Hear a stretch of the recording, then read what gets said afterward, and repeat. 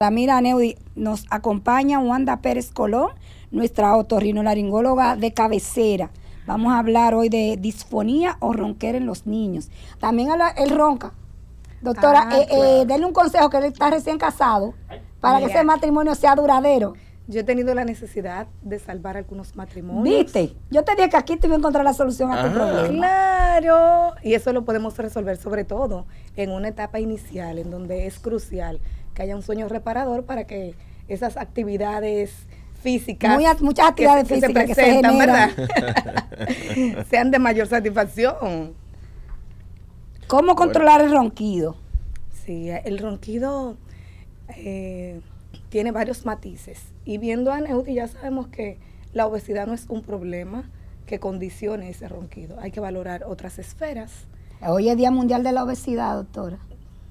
Nosotros trabajamos mucho esa parte en conjunto con los diferentes médicos que nos ayudan a controlar. Pero es la una obesidad. cosa, yo he tenido 3 casos de personas con algún tipo de obesidad y todos tienen disfunción del sueño. Por supuesto, porque hay disfunciones metabólicas que se presentan asociadas a ese aumento de peso, y dentro de esas funciones metabólicas la función respiratoria se ve afectada en los diferentes niveles, porque el abdomen con un crecimiento importante pues hace una presión intratorácica, o sea, del tórax y del diafragma, y la expansión pulmonar no es la apropiada. Yo no soy el médico apropiado para hablar de eso, pero en sentido general esto es lo que sucede. Y si en la vía aérea superior, que es la parte que yo trabajo... Entonces esos hombres con esa barrigota Ay, no. roncan. Tenemos que ayudar. ¿Escucharon? Alex, Tenemos que mira, ayudar al matrimonio. te lo dijo Luis, tú estás más gordita después que te casaste. El lunes arranco el crossfit. Exacto. El Entonces, lunes arranco el crossfit. escuchen bien, hombres. Cuando usted tiene esa barrigota, hay una contracción, ¿verdad?, del sistema respiratorio que lo hace que usted ronque. En la esfera de Por otorrino, suerte que viene Strachan ahorita, ¿verdad, Rosa? Y le va a decir cómo bajar esa barriga. ahí es donde yo no voy a entrar. Ese abdomen que es de arroz. En otro, ¿Cómo así de arroz? Es de arroz. Pero los es chinos de lo que arroz. más comen es arroz, mi Es de jefa. arroz. no, pero acuérdate que los chinos comen arroz en otra modalidad. O sea, diferente a las modalidades en las que nosotros lo preparamos como dominicanos. Exacto. Nosotros le A usted ponemos le gusta el ese concón. toquecito dominicano que nosotros le Entonces, ponemos. el concón que es alto en grasa saturada Y sal. y sal, a usted le gusta echarle habichuela. Con habichuela y aguacate. comérselo a cualquier hora del día. Y van al ay, típico a pedir concón con habichuela. Y un chivito adentro. Exacto, y Ay, aguacate. Dios mío, aguacate. Sabroso. En la esfera de otorrino el ronquido se presenta aparte de eso porque el cuello evidentemente también crece allí, el tejido adiposo, y ese crecimiento del tejido adiposo hace que la vía respiratoria se pueda ver comprimida y provocar esas alteraciones. Pero yo quiero hablar de la disfonía en niños o de la ronquera en niños. Dime, Vamos decimos allá. algo de Sí, eso. claro, vamos arriba. ¿Qué tanto ocurre esto en los niños? Es más frecuente de lo que la gente presume, porque a veces escuchamos el niño hablando ronco y asumimos que es un comportamiento normal o natural, o decimos... Que tiene una gripecita. Sí, mira, qué bueno que lo acotas, porque eso juega un papel importantísimo en la ronquera del niño o en la disfonía, porque muchas veces solo apreciamos un cambio de voz, pero cuando hacemos la evaluación de manera correcta y completa, nos damos cuenta que ese niño tiene un proceso o de rinitis, o de sinusitis, o de adenoiditis, en donde hay una producción excesiva de moco, y este moco cayendo hacia la garganta provoca en la noche sobre todo que haya tos, que haya sensación o necesidad de aclaramiento o que haya alguna inflamación de la cobertura de esa garganta, y aparece entonces la ronquera. Eso es un factor importante. Y cuando las madres o algún familiar asume o presume, dice, mira, pero es que él está ronco porque el papá habla así. Madre, no estás en un error. Es real, porque los niños suelen hacer imitaciones de voz. Muchas veces ellos hablan, por ejemplo, como habla la caricatura que más ven, porque tratan de hacer imitación de ese sonido. Otras veces hablan imitando el sonido que utiliza el cuidador más cercano, con el que permanece más tiempo, papá, mamá, etcétera. Y eso puede ocurrir y tener la percepción el familiar de que el niño heredó la ronquera. No es así. Niño que ronca debe ser evaluado por un otorrinolaringólogo competente, hacer una evaluación adecuada y apropiada para verificar toda la vía respiratoria, sobre todo la vía respiratoria superior, verificar esa garganta, porque hay crecimiento de lesiones incluso tumorales en la zona de la garganta que pueden ocasionar ronquera en el niño, y eso hay que establecerlo a tiempo. Pero es normal que el padre de un niño acuda al otorrino, porque por lo regular los padres dan seguimiento pediátrico al niño, simplemente lo llevan al pediatra con frecuencia, y en ocasiones el pediatra ni siquiera advierte esa situación, porque quizás el niño no va con el padecimiento en ese momento, pero lo tiene. Una cosa que me encanta del sistema de salud de República Dominicana es la posibilidad que tenemos siempre de elegir la especialidad por la que sospechemos que debemos ser evaluados. Eso nos hace corregir los problemas más rápido y a tiempo. Conozco muchísimos casos de madres que, por ejemplo, le hacen la salvedad al pediatra y el pediatra los manda, o el pediatra ya lo nota y lo envía, pero conozco y tengo muchos pacientes que no pasaron ni siquiera por el pediatra, sino que observaron que hay un cambio y dicen voy para el otorrino y lo llevan. Y en la evaluación tenemos varias connotaciones. Lo más frecuente que provoca disfonía o ronquera en niños son unas lesiones que se presentan en la cuerda vocal, conocida como nódulos vocales. Eso es lo más frecuente. Eso es benigno. Esos nódulos vocales la población lo conoce como callo en las cuerdas vocales y provocan disfonía. Es benigno. Respeto mucho el criterio de muchos colegas que operan estos casos de niños. Sin embargo, a mí me ha ido muy bien mandando los niños con un adecuado fonoterapeuta o terapeuta de voz, quien me los enseña a utilizar esa voz de manera correcta, y las lesiones les doy seguimiento y por lo general desaparecen. Bueno, ¿y por dónde andan las estadísticas de niños en esta condición? En realidad, de todas las disfonías, aproximadamente del 10 al 15% de todas las ronqueras es la que se presentan en niños. Pero me gusta que tú lo veas como mucho, porque así es mucho.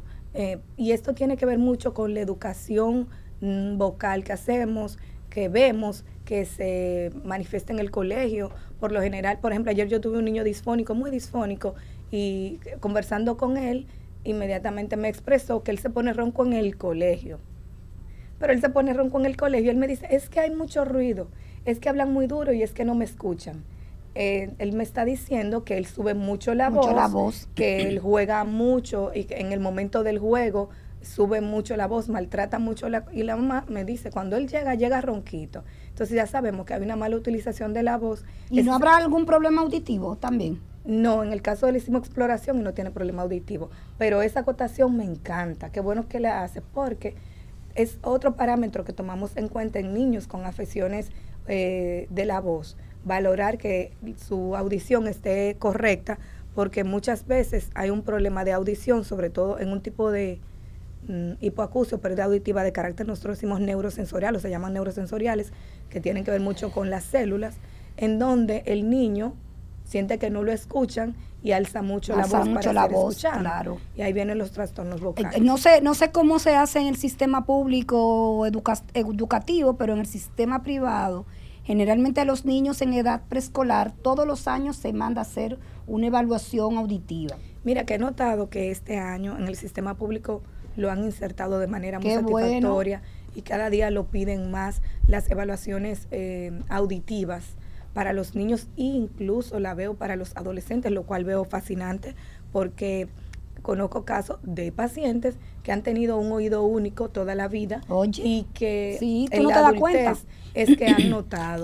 Bueno, que no en una ocasión salí yo de aquí de trabajar con un dolor de oído terrible, no sabía lo que porque tenía varios días con eso, pero no me trataba, ¿no? De aquí salí para la clínica una noche, y al día siguiente fue que me atendieron y el doctor me limpia, y cuando yo salí de ahí, yo me descubrí que yo no estaba escuchando nada de este oído. Es así. Yo no estaba escuchando nada de este oído. pero ya luego que me hizo la extracción de la... Yo bromeo mucho con los pacientes. Yo le digo, ahora tú vas a escuchar en alta definición. Sí. Porque es un cambio que a veces me dicen, ay, doctora, ahora estoy ¿Y qué incómodo, fue? porque ahora es como que Escucho escucho demasiado. demasiado. Sí, uno se pasa como unas 16 horas ya escuchando de manera como extraordinaria. Sí, que hay Hasta que ecualizar un poco. Hasta Sí. que se acostumbra de nuevo al sonido habitual. Pero el tema de los niños, la observación de los padres y de los maestros es importantísima para el tema de cómo manejan su garganta, porque es como tú dices, a veces no escuchamos, y como no escuchamos, entendemos que debemos hablar alto porque el problema lo tenemos nosotros. Y los niños no saben manejar ese tipo de cosas. Y tenemos que tener claro que son señales. Cuando se presenta cualquier situación en un niño y el niño no sabe manifestar adecuadamente qué es lo que siente, pero si como observadores verificamos que hay una situación que no es normal, tenemos que saber que hay que investigar, porque detrás de ese síntoma, detrás de ese signo, podemos encontrar alguna situación de un mayor carácter que requiera un mejor tratamiento. Uno no tiene al otorrino como un médico, vamos a decir, de cabecera, vamos, por decir un término. Uno tiene un ginecólogo, uno tiene un pediatra, ¿qué más uno tiene? A veces un oftalmólogo, si tiene, a veces, personas como yo tenemos hasta oftalmólogo de cabecera, porque yo voy cada año a mi oftalmólogo y llevo a mi hija también. Ya este año... Pero el otorrino no. El otorrino, bueno, ya lo tengo, pero el otorrino no es como parte de esa canasta básica médica que yo creo que deberíamos de tenerlo. Cada vez se toma mayor conciencia de esto. Hasta hace algunos años no veíamos que los pacientes recién nacidos se les mandaba a hacer estudios auditivos. Y ya vemos cada vez con más frecuencia y de manera muy satisfactoria que los niños al nacer le piden su evaluación otorrinolaringológica o audiológica, bueno, igual que le piden la oftalmológica. Billy tiene 19 y nunca me ha referido a un otorrino. ¿Viste? No. Lo que hablábamos anteriormente. Exacto. O sea, por lo regular los padres acuden al pediatra. Al pediatra. Pediatra. Por ejemplo, te decía, el tema de la evaluación auditiva, mandan a un centro específico a hacer la evaluación auditiva, los colegios. Pero no te mandan donde un médico que se revise en todos los sentidos. Entiendo. Tú sabes. Sin embargo, nosotros, y debería ser así. Claro que sí, porque muchas veces hay estudios que son realizados sin quitarle mérito, por ejemplo, al audiólogo, que hacen su trabajo bien, pero muchas veces se hace un estudio y el paciente, por ejemplo, ha llegado muchas veces a mi consulta muy preocupado porque el estudio salió alterado. Resulta que se le hizo una prueba, por ejemplo, con un tapón de cera. Entonces, no escuchó nada. Va a dar un falso negativo. Claro. Porque realmente lo que había era una condición. Otras veces en niños ocurre con mucha frecuencia que tienen otitis media aguda, que es otitis media serosa, acumulación de moco detrás de la membrana timpánica. Entonces le da mucha gripe y van acumulando. Entonces le hacen el estudio, va a salir alterado porque evidentemente los mecanismos están alterados porque hay un proceso inflamatorio. O sea, lo ideal es que te vea un otorrinolaringólogo y pasando desde allí, si él considera hacer algún estudio, puede hacerlo porque la mayoría de los otorrinos tienen en su consultorio unidad diagnóstica, y si no tiene el arsenal para hacer el diagnóstico audiológico, pues te manda a un centro, pero ya verificando que el sistema esté adecuado para hacer el estudio. Así es. Pero ¿cómo un padre identifica solo que tiene que llevar el bebé a hacerse las analíticas auditivas o de otorrinolaringología? Lo ideal es que todo niño recién nacido se le haga un estudio audiológico. Ahora bien, en los 3 primeros años, si no se le ha hecho un estudio auditivo, se le puede hacer un estudio muy simple que se llama emisiones autoacústicas y valorando si están presentes o no las actividades de audición en el niño, se valora si hay que hacer otro estudio. Sin embargo, el papá puede darse cuenta porque es un niño que sube mucho a la televisión, que habla muy alto, que se tiene que acercar cuando le están hablando, que orienta su cara y su cabeza hacia un sonido. Si tiene una dificultad auditiva de un lado, va a orientar siempre su rostro hacia el lado a donde tiene la mayor percepción auditiva. Puede tener trastornos del lenguaje, eso hay que tomarlo mucho en cuenta, mucho. esos niños que hablan como que tienen alguna alteración, no pronunciación ya a cierta edad o adecuada o a la edad adecuada de algunas palabras, algunos fonemas, hay que verificar cómo está esa audición. Tienen un comportamiento retraído porque como no escuchan bien, prefieren aislarse. En el colegio se sientan muy cerca muy delante para poder escuchar o cuando la profesora está haciendo algún dictado no son capaces de copiar ese dictado porque no escuchan, tienen dificultad o baja de las calificaciones. Pueden haber muchas manifestaciones. A veces creemos, no, que el niño no presta atención, que es hiperactivo, que es inquieto, que no, pero hay que valorar qué está pasando. Claro. Eso como los niños con trastornos del sueño, que siempre se lo digo a los papás. Va a tener un... No, y eso es un trastorno del sueño. Va a tener en el día, va a estar inquieto porque su cerebro, el pobre, no descansa. En la noche tuvo una actividad todo el tiempo tratando de que ese niño se mantuviera los parámetros respiratorios y evidentemente al día siguiente que hay una hiperactividad en el niño, una inquietud porque no ha descansado, no ha tenido un sueño reparador. No, y engorda también, es como una cadena, se desencadenan. Entonces, lo bueno de la esfera otorrinolaringológica y lo bueno de tener un otorrinolaringólogo competente es que la evaluación es integral.